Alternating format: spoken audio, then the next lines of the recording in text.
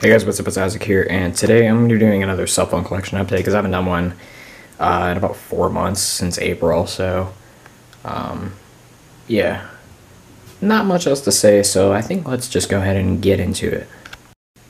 Alright, so starting off with this is the Sanyo SCP-5300. It's working perfectly fine, no issues. It's in pretty good condition. I have 2 of these. You might be able to tell from back there, but yeah.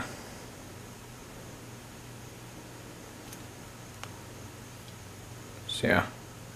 The back is a little scratched. I was bored, so I just kind of did that.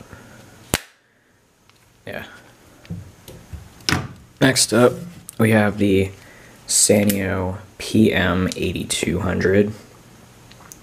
This one also works totally fine, except the external display isn't giving me a signal, so it hasn't been since I got it a couple of years ago, but it's not really that big of a deal since there's probably no point in me fixing it.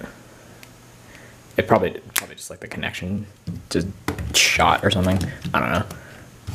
And here is the other SCP-5300. This one's a little bit more scratched up, but works totally fine.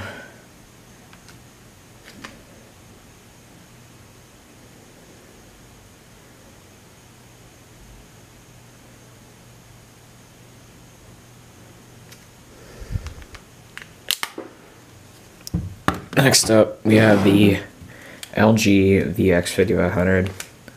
This one's in pretty good condition. A little scratched up, and it's not too bad.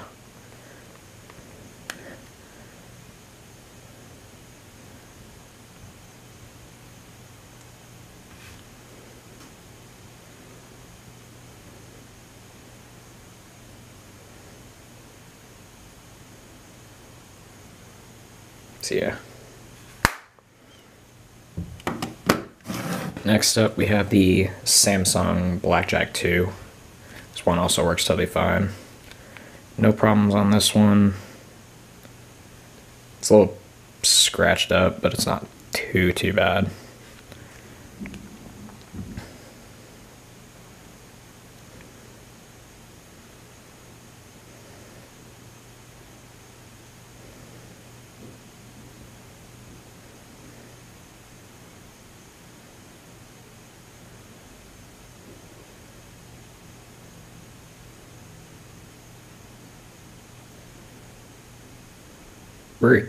I've been curious as to why that's happening. I really don't know why, but probably nothing that I need to worry about. Next up, we have the LG CE110. This was my first phone. Pretty cool. It works totally fine. Battery's pretty bad, but other than that, everything's working fine.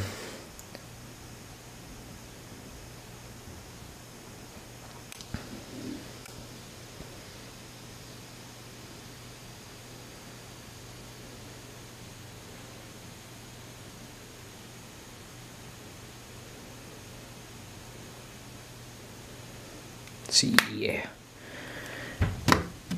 Next up, we have the Samsung Moment. This one, there's weird things that go on with this one. I mean, it's an old Android phone, but ever since I got it, it's been like weird things started happening. I mean, it was fine for like the first couple months I had it, but then a couple months later, it was doing this weird thing where it was like it would start up perfectly fine, and then it would start to freeze up, and then it would restart itself, and then after it restarted itself, it would work totally fine. It wouldn't freeze up again. I don't know why, and it took a while for it to actually like realize it had to restart. But then it stopped doing that. But then I took it apart, and it no longer is able to get service. So I just put it in airplane mode because I was like, whatever. It kept trying, but never actually succeeded to get service. And also for a while, it was like I don't know what you call it, like the screen control module, like every time I hit the lock button, the screen would shut off, but then it would turn itself back on, and every time I tried to press it, it would keep doing that, and it'd just be annoying. I don't know why, but yeah, it just does that. Next up, we have the HTC Trophy. This one has a very, very strange story, which I will explain to you. So I think it was right after I filmed my last collection update, like a couple days after it. Okay, so I was just sitting at my desk doing, nothing, and then I heard it vibrate, and I was like, wait, what was that? I thought it was one of my other phones, but it ended up being this, and I saw HTC, and I'm like, did it just restart itself? Yes, it did. So then it took a while for it to restart, and then I see Verizon, Windows Phone, the normal boot sequence, and then I see nothing, because it just somehow was able to wipe itself. I don't know how that happened, but it did, and now I can literally do nothing with it. It's literally just a paperweight at this point. Next up, we have the newest edition of the collection. You guys haven't seen this one yet. This is the Samsung Intensity 2. This one works totally fine. Battery's actually pretty solid on it.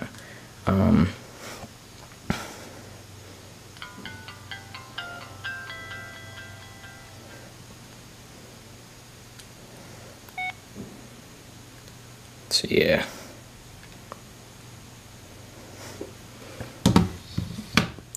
Although there's something wrong with the Bluetooth chip on that one, but it's probably not that big of a deal. Next up, we have the LG Cosmos 3. This one is super scratched up, as you can tell. It's really beat up, but it works totally fine.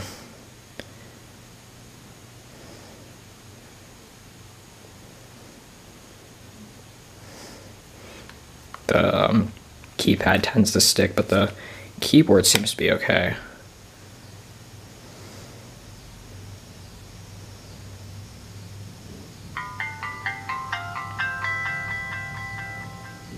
That speaker is really loud.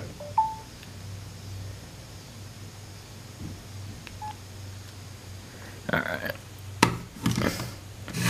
Next up, we have the LG Octane.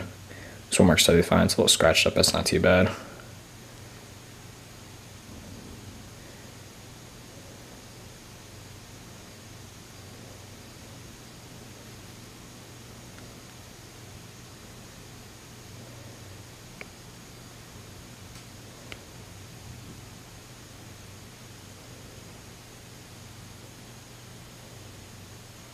This one takes a while to boot up. There we go.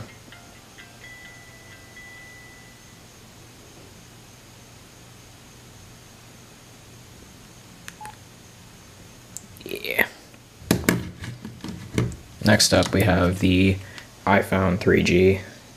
This one works totally fine, except for the Wi-Fi and Bluetooth modules are completely busted. So this one, I mean, it's like searching for Wi-Fi, but it won't, it can't find my router. So I can't connect to anything. And of course, I'm not gonna put a SIM card in this. Because this is, well, first off, this is locked to AT&T and my carrier is Verizon. So that doesn't work. And then also, I think, the you can't really activate this on AT&T anymore, so yeah, I'm not just gonna randomly try and activate an AT&T SIM card. So yeah.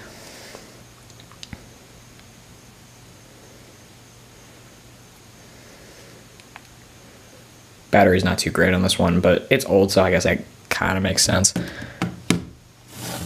Next up, we have the LG Phoenix 3. You can see the screen is cracked. I dropped it on my porch, but it works totally fine. There's no real damage to the LCD, so that's good. But one thing that's been going on with this one is that it, like, randomly, sometimes, like, it starts to heat up randomly, and then sometimes it'll just stop, but whenever it heats up, the battery drains super fast. But then sometimes, like, in the middle of it, it'll actually be able to stop itself, and the battery won't drain as fast. But sometimes it won't be able to stop itself to the point where where the battery just completely dies. So I don't know what that's all about.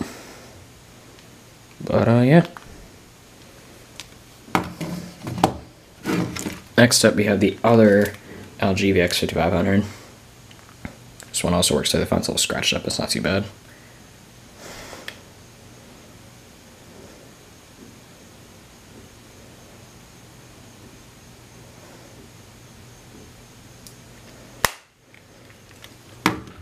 Let me see. Phoenix is starting to heat up, but it's not really that bad right now. Alright.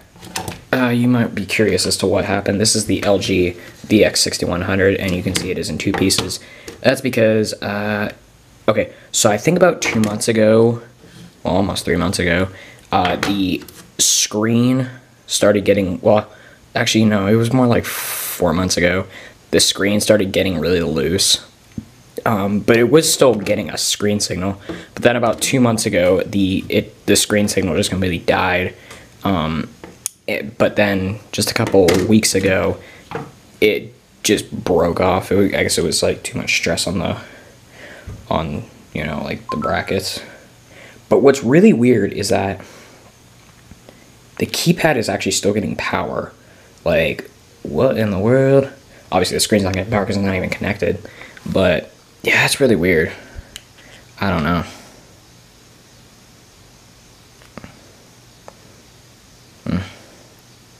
Yeah, I'll turn that off later. It's kind of cool. See the backlight, but eh.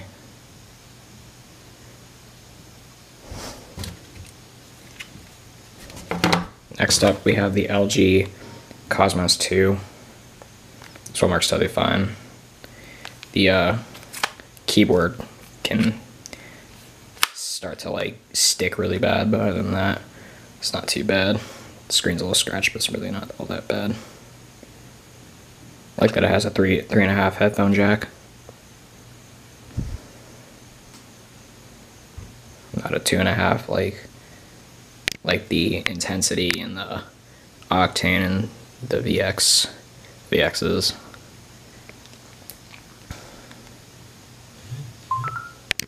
Yes, I hear you. Alright. Turn this off. Alright, there we go. Next up, we have the LG Rumor Reflex. This one works totally fine. The screen's really scratched up. I was bored. Yeah, I was just bored, so I just did a random scratch test on it. I don't even know. I didn't even film it, so I was like, eh, whatever. No jerry-rig everything up in here. Yeah, this one works totally fine. The keyboard can stick sometimes, but it's definitely not as bad as the Cosmos 2.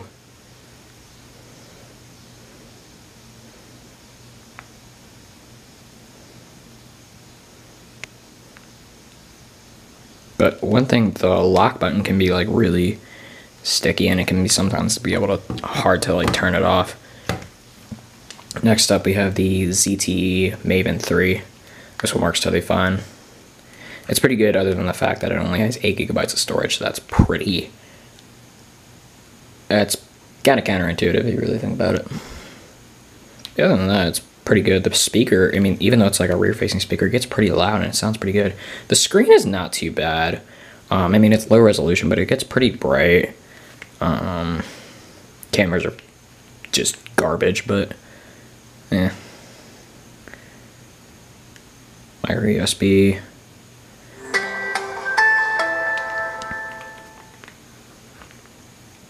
And it's running Android 7.1.1, which may seem pretty old now, but it's not too bad. At least it's not like Android like 5 or 6.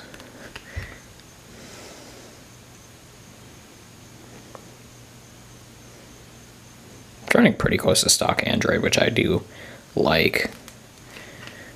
And last but not least, yeah, just wait for the notification to clear away. Come on. Thank you. And last but not least, we have my daily driver. This is my Samsung Galaxy S9. I love this phone. It's excuse you. This phone is awesome. I love it. So yeah. Fingerprint sensor is super fast. So that's dope. The Face ID, the Face Unlock, it's not great.